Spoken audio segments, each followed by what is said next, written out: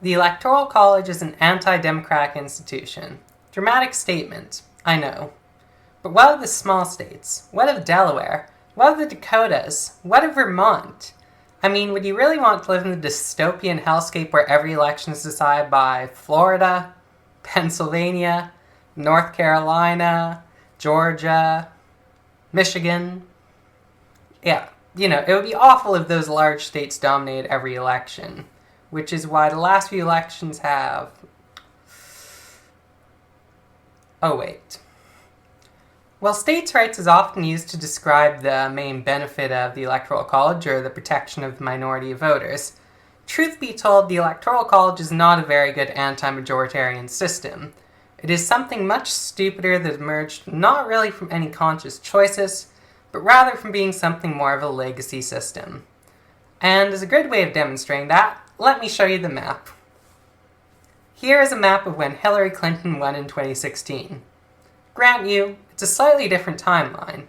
It's a timeline where the Toledo War was won by Michigan, and where Florida sold off the Florida Panhandle to Alabama, as was at one point seemingly likely.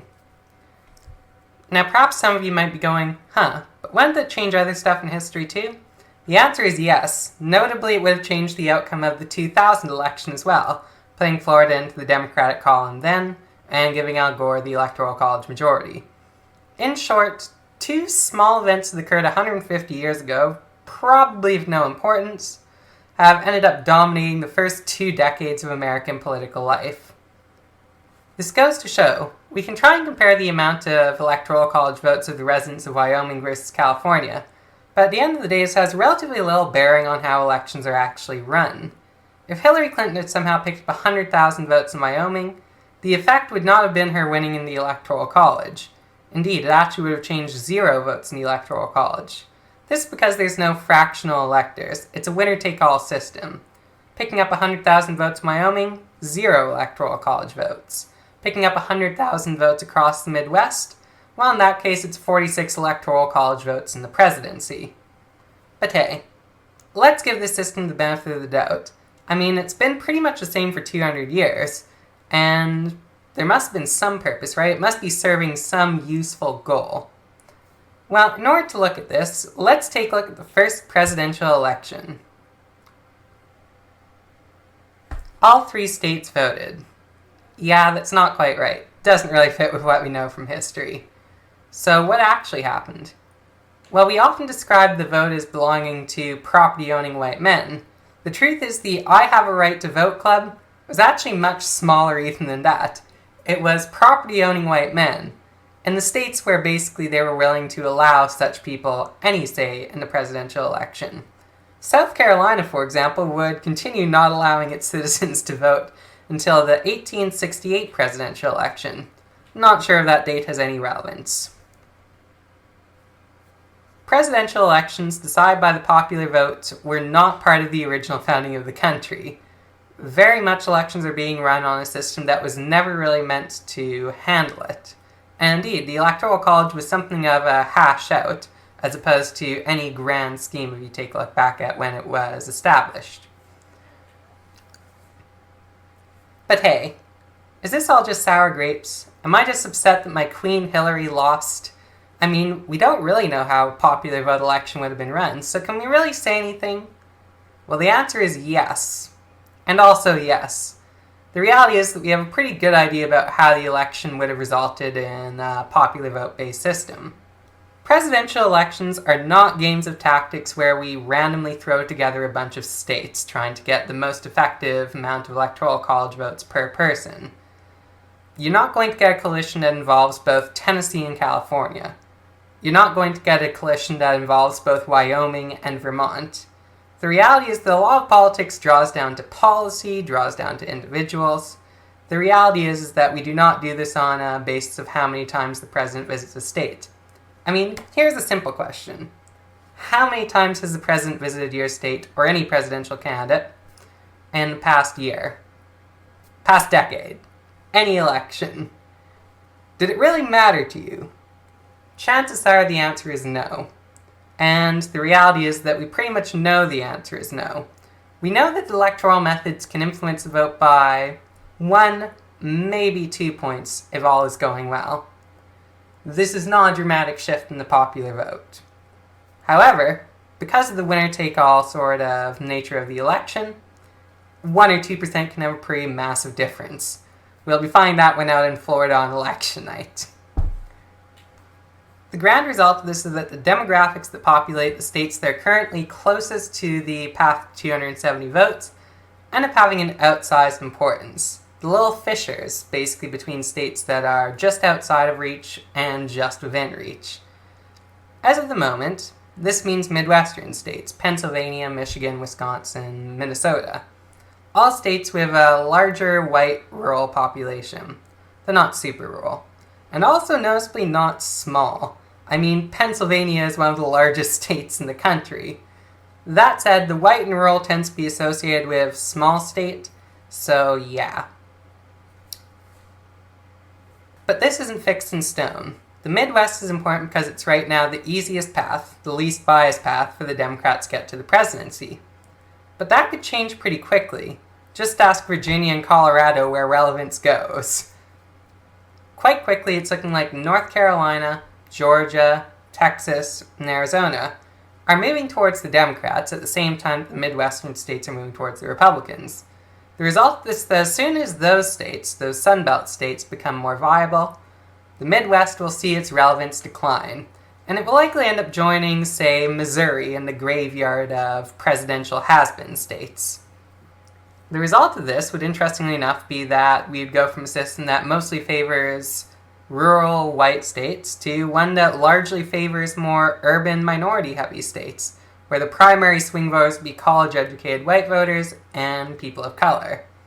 Suffice to say, a very different picture of what we have now. We right now just happen to live in the gap, where those states just appear to be slightly out of reach compared to the Midwestern states. That could easily change over the course of an election, and probably will change over the course of 2. Future demography could make things even weirder. Let's say a state hit 62% of the population of the United States. We're going to call this state Maxisota. Maxisota would have a relatively lower amount of electoral college votes per person. However, by controlling 270 electoral college votes, all those other states are rendered completely irrelevant. Like, if you got 1% more in Maxisota and lost every other state by a landslide, you're still going to win the presidency. What's nominally a system to protect small states instead ends up functioning as the iron gauntlet of the largest state in the country. Or we can just call it Texas, because it's looking like Texas is going to be the next swing state, so yeah. Under the Electoral College, you get the lovely term wasted votes to refer to those people who foolishly believe that they should have any voice in the national process. While this is often used to refer to people in California, it's equally true in Wyoming, West Virginia, Alabama, Tennessee, take your pick. Indeed, while we often say the concentration of votes is what cost the Democrats in 2016, the Republicans actually have a much more narrow concentration of votes geographically. In this election, that might be the critical deciding factor. If their votes were spread out, say, in the South and the Midwest, then chances are is that the Electoral College bias would be less significant.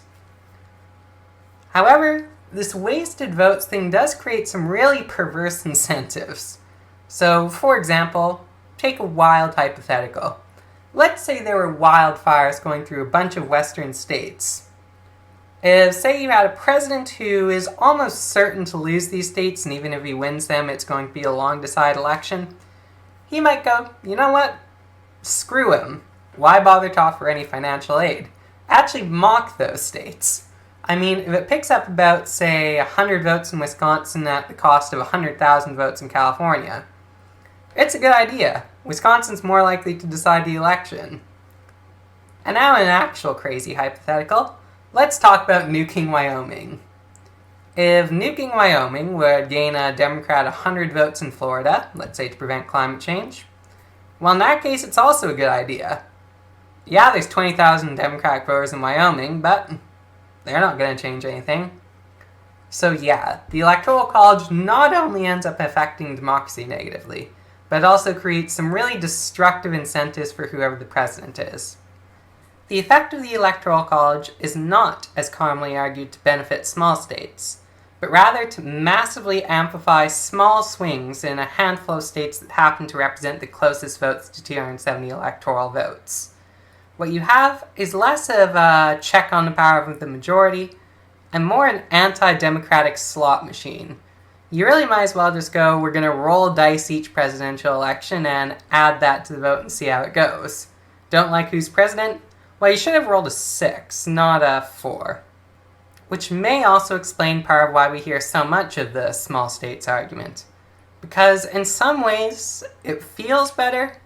Like, it's nice to know there is an argument for something, that there is some reason why the person who is president is currently president. Going, that's just how things turned up. It's not a great feeling when you're talking about one of the most powerful people in the world. Though perhaps this is all a secondary issue. I've spent a lot of time here explaining why it is the Electoral College isn't very good for small states, that isn't a counter-majoritarian institution. But perhaps it shouldn't be an anti-majoritarian institution at all. First, let's get to this point. The Electoral College is not the only counter-majoritarian institution. That's the Senate. If you're concerned about the maligned white rural voters, the Senate sure does a great job of over-representing them. And to a large degree, the same is true of Congress, where gerrymandering means that you can also win without a majority of the popular vote, as for example recently happened in the distant year of 2012. Therefore, what we're fighting over is not about a minority veto over the majority. Rather, it's a fight over the ability for the minority to gain complete power in the country, to rule over the majority of voters. Now, ideally, pretty much everyone understands minority rule is not a good thing. I mean, it's more of an accusation than anyone what they call as a deliberate system. But it is 2020, and there are senators talking about how democracy isn't the goal. So it's looking like I'm going to have to explain why this is a bad thing. First, there's the perspective of the majority. It's not a good thing to be told your voice doesn't matter. And to people who are used to kind of at least believing that their voice is supposed to matter, the reactions aren't going to be very good. Indeed, you're likely to see a lot more protest, unrest. Democracy exists in part to gain the consent of the governed. I mean, democracy was a fight pretty much at every step for every single group to receive it. So expect if it's taken away, you're going to end up with a lot more fights. But this is kind of making the majority sound bad, and realistically they're responding to a pretty good set of incentives. Let's talk about now the really toxic effect it has on the minority who are ruling over this majority. Looking back into history, minoritarian states are generally not what would be envied, ranging from Sparta with its abuse of the Helots, all the way to, say, Haiti, with a heavily stratified society constantly fearing revolution. That, yes, did end in revolution. So South Carolina was actually a majority African-American state. This did not lead to treating this majority better, as you'd expect under a majoritarian system. Rather, it resulted in a much harsher system towards minorities in order to try and stave off any protest. In a democratic system, losing sucks. It's never fun. But the majority is largely a group to be viewed as potential recruits. You know that you're going to need to pick up their votes, and thus you know that you should reach out to them. And for example, if you are in the majority party and feel that there are significant issues with it, you can switch over and punish your party. It'll suck to be out of power for 4 years, but changes can mean that by the time you get back, everything's looking good again. But in a minoritarian system, things work a bit differently. Say you're used to winning despite losing the vote by 5 points. Well, in this case, if the other party does come into power, either through a good election or some of your voters defecting, then the result is likely going to be that at the very least they pursue equality for their own voters, never mind the risk of them stacking the deck in their own favor. This makes elections a much more existential affair. It's hard to significantly grow electoral coalitions. Often it's going to require substantial changes within it. Thus, the question of election is not just going to be who governs for the next 4 years, but rather the continued viability of the current electoral coalition. This can make equality look a lot like oppression, because a bad election could mean that your party no longer gets into power. And on top of that, it makes the majority look less like a group of voters for who you need to get to vote for you, and more like a threat, an impending demographic doom for which you must continuously put effort to, say, I don't know, pat courts that won't be responsive to the majority if you ever lose government. Just thinking aloud here. This makes for a really paranoid worldview, one dominated not by any sort of questions of policy, so you could have a politician who's mostly empty of any significant policy, but rather you become a question of who belongs in society, who deserves a voice, who should wield power. This is not a great way for elections to be run and is likely to lead to some, let's just say, minor animosities. Minority rule is bad, folks, okay? The Electoral College is bad, for both small states and large. So don't get baited into talking about the big state versus small state argument, because it's not super relevant towards this topic. And indeed, even if you somehow manage to get something passed in order to change this, say eliminating senators from the Electoral College count, you wouldn't have actually, for example, changed the results of 2016. It just would have been a Trump victory of 246 votes to 190 for Clinton. Because, as mentioned earlier, the Electoral College is not an anti-majoritarian system. Rather, it's more of an anti-democratic slot machine. Remember Max Soda from earlier? Yeah, pretty weird example, I know. But it turns out to have a useful application. At 270 votes, the rest of the Electoral College is rendered invalid. I remember talking about how states don't necessarily have to grant the right to vote to their own citizens. Well, as it turns out, this too is a useful application. What if, say, a bunch of states in, per se, a compact, a popular vote compact, perhaps even, per se, a national popular vote compact, agreed, for example, to give their Electoral College votes to whatever candidate wins the majority of the popular vote? Well, then you only need to win those compact states at 270 Electoral College votes. I wonder if such a thing exists. Oh, there is. The National Popular Vote Interstate Compact already has 198 Electoral College votes. You can see here of your states on the map of states that have already joined it. If not, it might be worth trying to pressure your state into joining it. So go out there and vote. And better yet, if you can, work to make sure your vote and everyone else's vote counts. Thanks for watching. If you found this video worth listening to, I'd be very happy if you could give it a like.